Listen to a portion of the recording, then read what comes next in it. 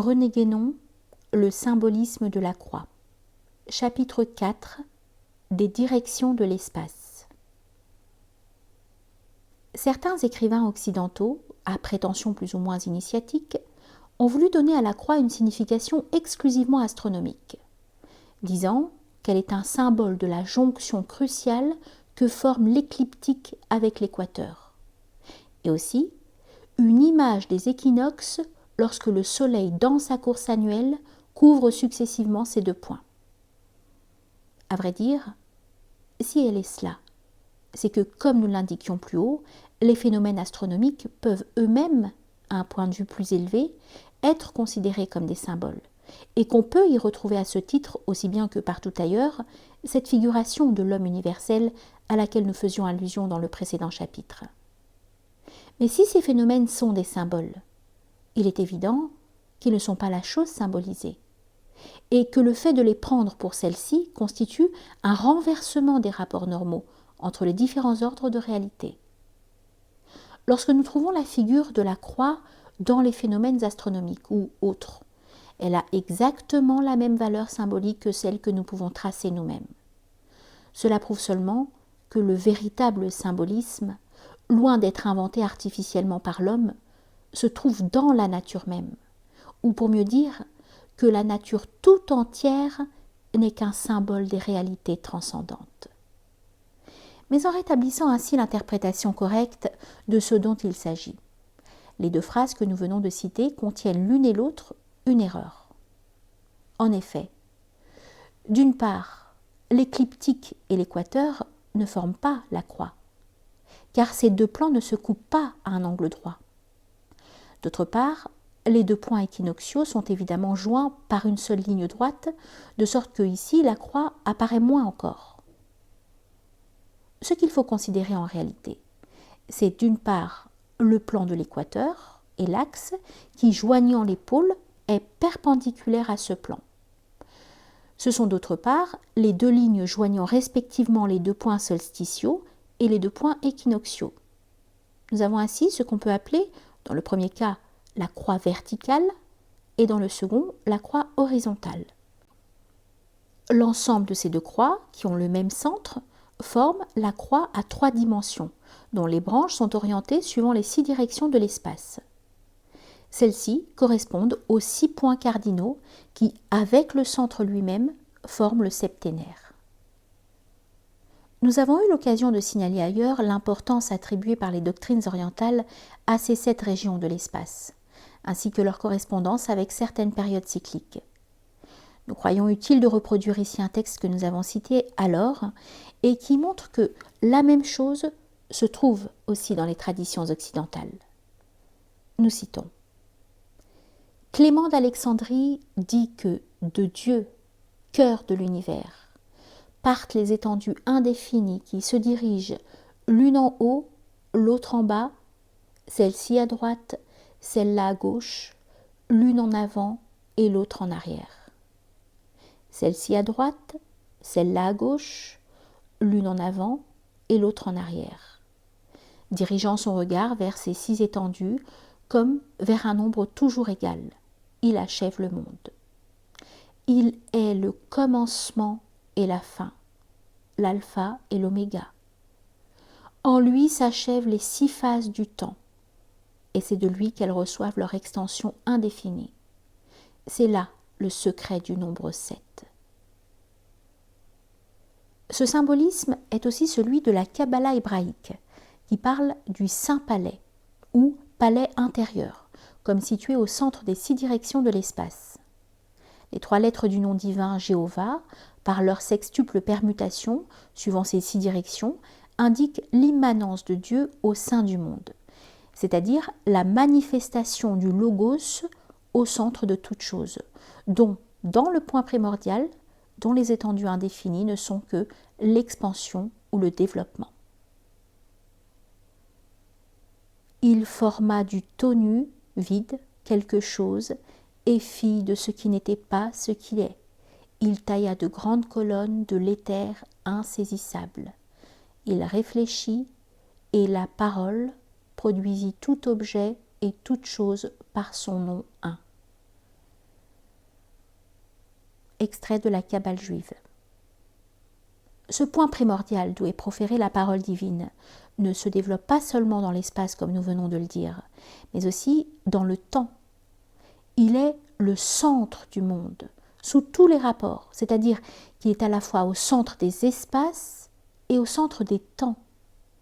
Ceci, bien entendu, si on le prend au sens littéral, ne concerne que notre monde, le seul dont les conditions d'existence soient directement exprimables en langage humain.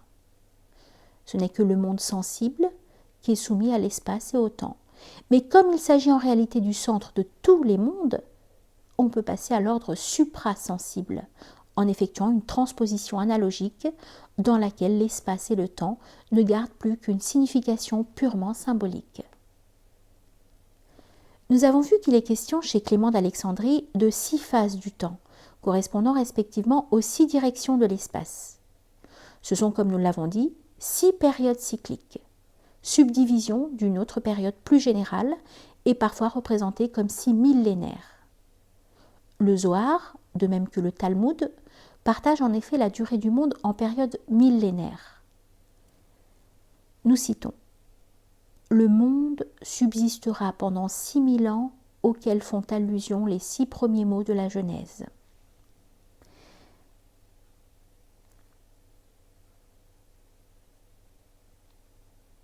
Citation du Zohar. Et ces 6 millénaires sont analogues aux 6 jours de la création.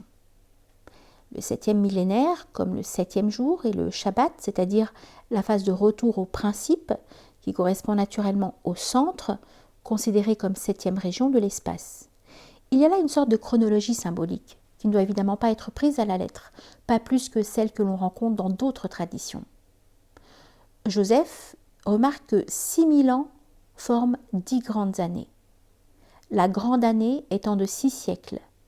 C'est le Naros des Chaldéens. Mais ailleurs, ce qu'on désigne par cette même expression est une période beaucoup plus longue, 10 ou 12 000 ans chez les Grecs et les Perses.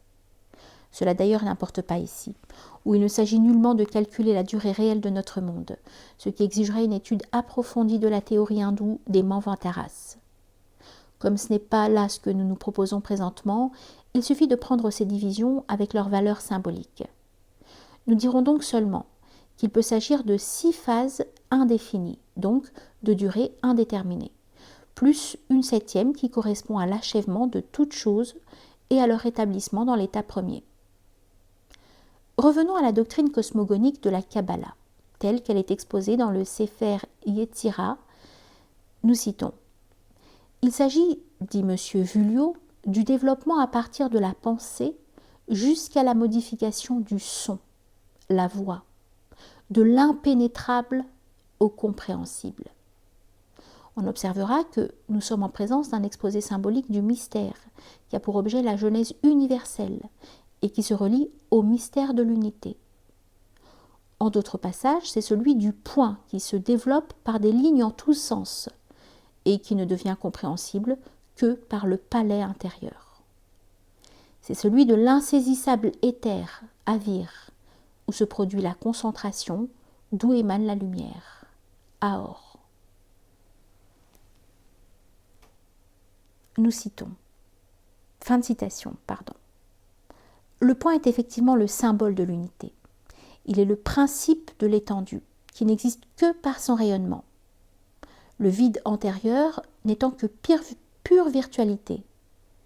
Mais il ne devient compréhensible qu'en se situant lui-même dans cette étendue, dont il est alors le centre, ainsi que nous l'expliquerons plus complètement par la suite.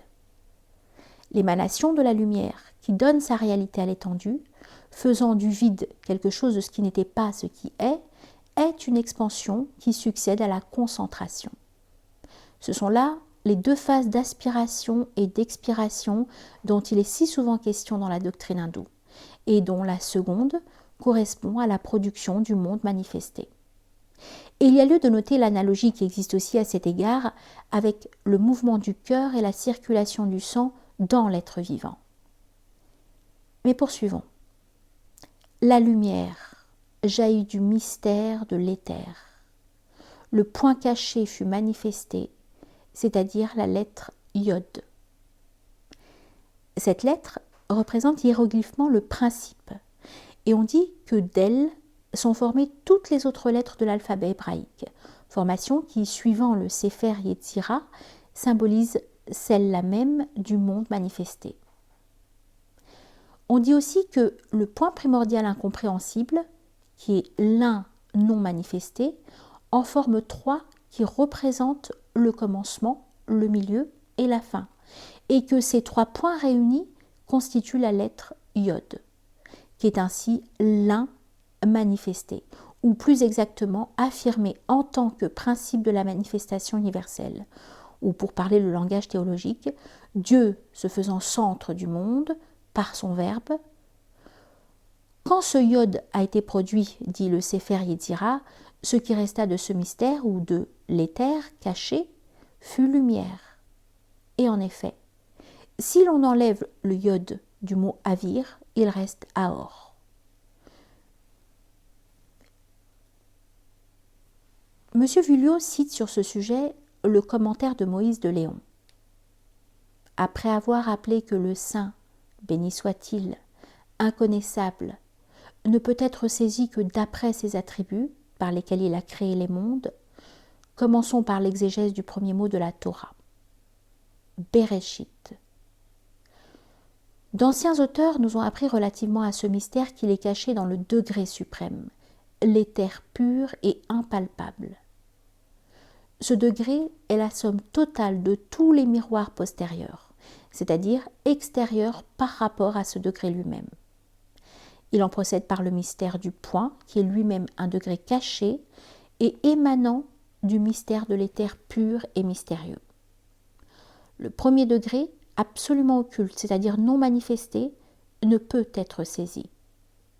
De même, le mystère du point suprême, quoiqu'il en soit profondément caché, peut être saisi dans le mystère du palais intérieur. Le mystère de la couronne suprême, Kéter, la première des 10 séphirotes, correspond à celui du pur et insaisissable éther. Il est la cause de toutes les causes et l'origine de toutes les origines. C'est dans ce mystère, origine invisible de toute chose, que le point caché dont tout procède prend naissance. C'est pourquoi il est dit dans le Sefer Yetzira, avant l'un, que peux-tu compter? C'est-à-dire, avant ce point, que peux-tu compter ou comprendre? Avant ce point, il n'y a rien, excepté un, c'est-à-dire le mystère de l'éther pur et insaisissable, ainsi nommé par une simple négation à cause de son incompréhensibilité. Le commencement compréhensible de l'existence se trouve dans le mystère du point suprême. Et parce que ce point est le commencement de toute chose, il est appelé pensée. Le mystère de la pensée créatrice correspond au point caché. C'est dans le palais intérieur que le mystère, uni au point caché, peut être compris, car le pur et insaisissable éther reste toujours mystérieux. Le point est l'éther rendu palpable par la concentration, qui est le point de départ de toute différenciation, dans le mystère du palais intérieur ou saint des saints. Tout, sans exception, a d'abord été conçu dans la pensée. Et si quelqu'un disait « Voyez, il y a du nouveau dans le monde », imposez-lui silence, car cela fut antérieurement conçu dans la pensée. Du point caché émane le saint palais intérieur. C'est le saint des saints, la 50e année, allusion au jubilé qui représente le retour à l'état primordial, qu'on appelle également la voix qui émane de la pensée. Tous les êtres et toutes les causes émanent alors par la force du point d'en haut.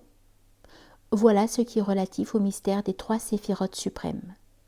Nous avons voulu donner ce passage en entier, malgré sa longueur, parce que, outre son intérêt propre, il a, avec le sujet de la présente étude, un rapport beaucoup plus direct qu'on ne pourrait le supposer à première vue. Le symbolisme des directions de l'espace est celui-là même que nous aurons à appliquer dans tout ce qui va suivre, soit au point de vue macrocosmique, comme dans ce qui vient d'être dit, soit au point de vue microcosmique. La croix à 3 dimensions constitue, suivant le langage géométrique, un système de coordonnées auquel l'espace tout entier peut être rapporté. Et l'espace symbolisera ici l'ensemble de toutes les possibilités, soit d'un être particulier, soit de l'existence universelle. Ce système est formé de 3 axes, l'un vertical et les 2 autres horizontaux, qui sont 3 diamètres rectangulaires d'une sphère indéfinie, et qui, même indépendamment de toute considération astronomique, peuvent être regardés comme orientés vers les 6 points cardinaux. Dans le texte de Clément d'Alexandrie que nous avons cité, le haut et le bas correspondent respectivement au zénith et au nadir, la droite et la gauche au sud et au nord, l'avant et l'arrière à l'est et à l'ouest. Ceci pourrait être justifié par les indications concordantes qui se retrouvent dans presque toutes les traditions. On peut dire aussi que l'axe vertical est l'axe polaire, c'est-à-dire la ligne fixe qui joint les 2 pôles et autour de laquelle toutes choses accomplissent leur rotation. C'est donc l'axe principal, tandis que les 2 axes horizontaux ne sont que secondaires et relatifs.